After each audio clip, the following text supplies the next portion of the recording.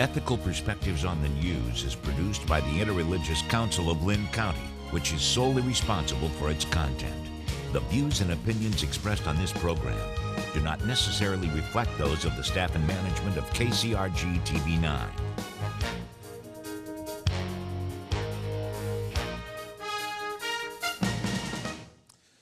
Good morning and welcome to Ethical Perspectives on the News. I'm the Reverend Tom Capo, minister of People's Church Unitarian Universalist, and I'll be your moderator for this morning's show. I'd like to start with a quote from the Huffington Post, written by an article written by Reverend James Ishmael Ford. It goes, "Here in America, we're watching a spiritual crisis unfold. I'd find it a lot more fun if I weren't caught up in the great royal myself. The Christian churches are in turmoil. Mainline Protestant churches sure look like they're collapsing, being replaced by fundamentalists of various stripes and the megachurch phenomenon. Judaism is holding its own as a niche, and Islam is making moderate headways both among immigrants and some converts. Buddhism has grown in both immigrant enclaves and among converts. Other traditions like Hinduism and New Age religions also have increased followings. But the real growth trend is away from church of whatever flavor. People are increasingly identifying themselves as spiritual, but not religious." And lately, a Pew poll was done, and they found that 1 in 5 people in the United States identify themselves as spiritual, but not religious. Well, if this trend continues, what does it hold for the future of our culture and of our churches? We have a wonderful panel today to discuss this. To my left, first is Peter here. Peter Yohainen. No, I didn't do it right. I've been practicing. Yohainen. Close enough. That's close enough. Okay. He's a professor of world religions at Kirkwood Community College. And next to him is Catherine Quinn I'm going to have trouble with names today. Quinn Ingalls, who is an Episcopal priest serving as the Ecumenical and Interfaith Chaplain of Cornell College. She is also an associate priest at Trinity Episcopal in Iowa City. Right? And on my far left, Harlan Gillespie, the senior pastor of St. Paul's United Methodist Church in Cedar Rapids. Thank you for having an easy name. Not everyone would agree. Well, to start this conversation, probably best to start with definitions. So what is being religious and what is being spiritual? How would you define those? You each have a thought on that? Do you have a thought on that? I do. Sandra Okay. Schneider's is probably the big name in the academic field of spirituality, and she would just define spirituality as self-transcendence and something that involves your ultimate goals. It could be God, but it could be social justice, something that is larger than your own self-absorption. And religion would be spiritual practices, texts, traditions that bring that wisdom, and it's in a communal context. But how would you all look at that? Yeah, I would agree with that somewhat. I think if you're talking about the category of people who consider themselves spiritual but not religious, Right. how they would define spiritual, I think they tend to think of it in terms of craving some sort of inner experience that's authentic to them. And I think those who self-identify as spiritual but not religious tend to view the religious as institutional, dogmatic, maybe even hierarchical traditions, rituals that they want to break away from. So whether or not, I wouldn't necessarily want to separate the spiritual from the religious in such a stark way, but I think this category of people tends to view the religious as these kind of traditional rituals and institutions and beliefs involving ancient texts that they don't find to be as meaningful to their lives necessarily today. So, Harlan, do you have a thought on it? Well, within these things, there's also historical traditions that would talk about what it means to be religious, such as in the 17th, 18th, 19th centuries, where many, especially what are now mainline churches, their traditions would say that it's a matter of what true religion is. Not necessarily making a distinction between religion and spirituality, but true religion is that which holds closest to what could be ultimately true. So for them, it was more a matter of search for what is truth in a communal sense, not just individually, but in a communal sense. So I think there's lots of definitions that are at play here, especially in light of what the both of you said, is that spirituality does not necessarily mean, there is not necessarily a requirement for the aspect of community to be within the aspect of spirituality. One can be spiritual by oneself. It's not necessarily required that one is spiritual to be within a community, where religion is probably more the aspect of needing the communal expression of what is spiritual, what is truth. Why do y'all think this, we're struggling with these terms, but why do you think this trend is happening? People are, looking to their own, I guess they would say, personal spirituality, defining it as personal rather than as communal in a religion. Why do you think people are heading that direction? What is that all about? Well, Go ahead. If you want. okay. Well, it's not just organized religion. It is community organizations like the Rotary. You made reference earlier before the show to Bowling Alone. Is that the name of the book? Yes. Our whole breakdown of society beyond the self. I think technology is fantastic. We understand ourselves as a result of the world being one big organism. We impact each other in a second, what happens in one end of the world. So in many ways, we're more interconnected, aware of our interconnectivity that's always been there. But in other ways, in terms of live human contact and interdependency, that's an issue going on. There's also institutional religion has done some pretty nasty things to people. There are a lot of people walking around with pain. So there's some good reasons why people can't. But there's some other sides to that as well. So not everything's good about breaking away. But go ahead. I think at the heart of this is the question of authority. I think those who identify themselves as spiritual but not religious, they are asserting their own authority over their own religious lives. So rather than the Catholic Church, where they had an intermediary between them and higher power or God, that they're looking for their own connection to something greater than themselves. Or there was a survey done of American Catholics back in about 2007, and they were asked the question of on central moral issues, are they more likely to follow their own conscience or the teachings of the church if their decisions violates the teachings of the church? And about 75% said they're going to follow their own conscience.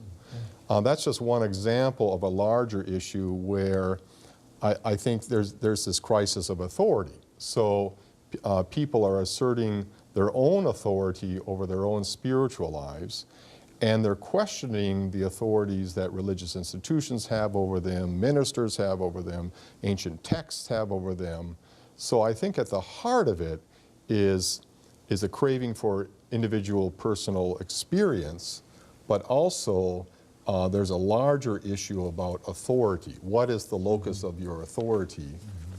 And is it a religious institution that's going to provide you with your model of spirituality or religion, or are you going to negotiate that on your own terms? And I think along with that, the factor that really plays itself out is that what you said earlier about some of the institutional church, or in the name of dogma or doctrine, has created some pretty terrible, horrendous things. Many people, I think, today, regardless of their age, are tending to look for something that's much more authentic and genuine than perhaps what organized religion has been in the past. And because of that, and that's not as contradictory as well, Christianity, various forms of it that espouse unconditional love, but then turn around and institutionally and or doctrinally exclude people for various reasons that seem either to be arbitrary or couched in ancient traditions that may not necessarily apply to today, or maybe the abuse that can happen either from clergy or parishioners as well, that cross the boundary lines, and that nothing is done about that. That's saying to people, in the midst of organized religion, there are these transgressions that are just contradictory to what they claim. So therefore, why bother with something like this? I do think, though, that there also is a trope or a misunderstanding. A lot of people want to be inclusive, and they see universal wisdom, and I see this with a lot of young people. They think in order to do that, I need to be nothing. And that makes, as the Dalai Lama says, pick something, because if you've got to mine the deep well somewhere, and then you'll recognize the face of the Buddha and Christ and all these different traditions. But they're waitlist. They're waitlist at Cornell to do monastic retreats. They crave this, but this they're not. was in a Time magazine, which is sort of along those lines. This is written by Rabbi David Wolpe, and he says that to be spiritual but not religious confines your devotional life to feeling good. Which becomes the Holy Grail to always seek after, to feel good.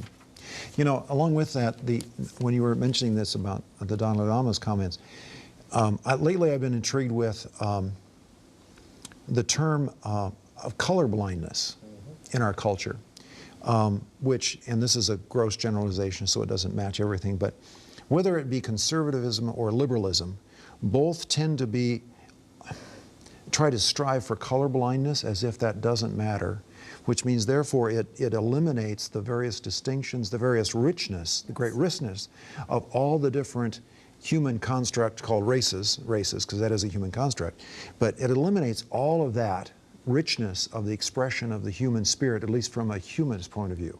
It also eliminates the various richness in which, in the Christian tradition, we can say God expresses God's self in and through humanity, which means we don't need just something where everybody is kind of a mixture of all sorts of different colors, but we need that distinction. And then how do we live within, not only ecumenically and interfaith-wise, but how do we live with one another in the richness and the differences that we have? Now, I think that's a much harder thing to do, and why the world has gotten much more connected, and at some point the human creature seems to say, enough already.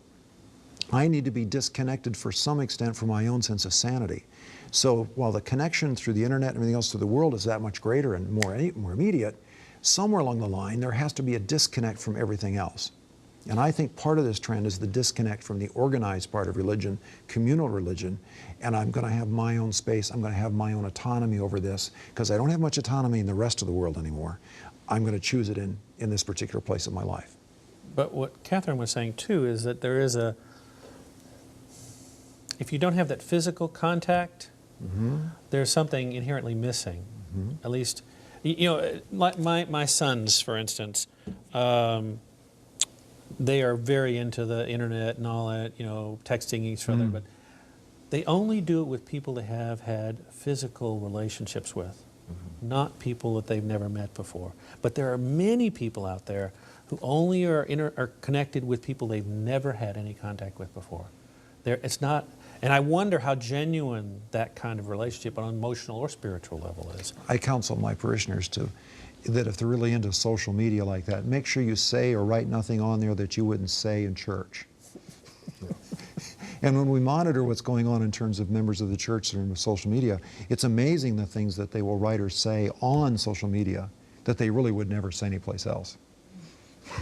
I think, Tom, your questions, it begs the question of how deep can your spirituality go individually, if it's divorced from community, if it's divorced from communal practices. We are a communal related kind of people, and so if you're just pursuing a spiritual path on your own, divorced from the kinds of traditional practices that you've had these religions develop over time, then I would question how deep is that going to go. And we talk about this quest for self-fulfillment, and I think a lot of people are seeking that. And what another factor in all this is, we live in a kind of therapeutic culture in which people are seeking their own personal fulfillment. But if they're seeking it individually, as autonomous individuals divorced from community, then I would wonder how deep that spiritual path would ever go. So. you see a lot of young people, and I suspect that more of them have this idea of spiritual but not religious than people who are older than 30 or 40. What do they say? I mean, do they, when they look at, communal religion, or they look at individual spiritual practices, what kind of things are they struggling with? I mean, do they have a direction, or do they have some ideas about why they're doing what they're doing? I think they have a curiosity, and like at Cornell, we have so many non-Jewish students attending tonight. We have Seder, so but in various ways. So I have wait lists. I took a class to India on the divine within tradition. Mysticism universally speaks about indwelling spirit in some manner and revering others for being vessels or vehicles of this indwelling light and spirit. And it exceeded capacity, the ability to take, I have wait lists for monastic retreats. I turn away people for contemplative practices. They're wanting to sample and taste. They're figuring out who they are. The national UCLA studies in higher education indicate that students are, just like we think, decreasing their interconnectivity in terms of organized religion, but at 70% levels of interest, of craving or interest in spirituality. At 70% in national studies, it's over a decade the study's been going on, and faculty as well. They've been doing studies on faculty. And how are they defining spirituality? They're saying quest for meaning and purpose, which is pretty vague. But I don't see them landing and making a huge commitment to one thing. They're wanting to do syncretism, but part of it is the age group they're in. They're supposed to be sampling and tasting, but you need to go deep somewhere. Part of it's the age group, but it's also a generational. Because this age group, this 18 to 30-year-old group right now is more eclectic and more syncretistic than they have more access to information. And they have access to more information. There's globalization. They have access to more friends who are of different religious traditions than previous generations. And so they are seeking out something that's a little bit different than, say, the generations of a couple of generations ago. But one could make the argument that this was all started pretty much by the baby boomer generation. But now you have the children of the baby boomers that are striving and seeking and questioning, and it's no surprise that the baby boomer generation should produce a new generation that's even more flexible in their spiritual orientation. I think there's another factor too, and that is that religion over the last 150, 200 years, because of the Enlightenment, had become more and more a matter of what one thinks and what one can tangibly prove and what one can tangibly actually say, this is what I believe in. Remember a Kathleen Norris book years ago called Amazing Grace, a Spiritual Vocabulary, that talked about the word belief, and originally it was more of the feeling in which belief, and notice I said feeling, not definition, but the feeling of belief was the definition of it was what I can give my heart to. Not so much what I can give my mind to. I think there's so much about organized religion, especially Christianity in its various forms, has become more of what I actually think as opposed to what I might experience. And with that means there's a loss of the soul. So consequently, mysticism, all that sort of thing, there's a deepening of meaning that needs to take place there. I think with Christianity, we talk about incarnation, that bodies matter, but we haven't really taught our parishioners how to do that. So we have so many parishioners going eastward and practicing various forms of hatha yoga because they want embodied spirituality. We haven't, I mean, it's right there out in our liturgy, in our scripture, Eucharist, but for some reason there's a disconnect and they crave, they want to work in this mind, body, spirit, and we are failing as a church. I think there's room for improvement, and this is, I think, hatha yoga is as Christian as it can get. I mean, we need to learn from Eastern traditions. And I was going to say, both of you have served churches, are serving churches, and I do too, and we see a lot of dabblers. People that come in, try it, see if it touches their mind or their heart. They might stay for a little while, they might leave, but they're looking for something that takes them a little deeper. And a lot of them are going Eastern religion. That's certainly true. There's some research to say that a lot of them are exploring, Buddhism and Hinduism, yoga. But this dabbling, I mean, have you seen some of that? Where people come every now and they come in and they maybe stay for a few weeks or 4 or 5 Sundays, and then you never see them again. We're going through our archives at St. Paul's right now because this is the 100th anniversary of the building of the Sullivan Building, 1913, 1914. And I had in my hands a bulletin that was produced for the April 20th worship service of 1913, right before the groundbreaking. And I flipped it over and I looked at the back of the list of announcements and things that are happening. And every single thing that we're working with right now, people needing a sense of systematic, ongoing study in the depth of Scripture, of people asking questions around prayer, of people asking questions about meaning. It really hasn't changed a whole lot in the last 100 years. In other words, the people wondering and just kind of dabbling for a while was still going on, at least at St. Paul's 100 years ago. You know, so I'm not sure it's any more than it used to be, other than perhaps maybe we've taken the wraps off and more honest about it.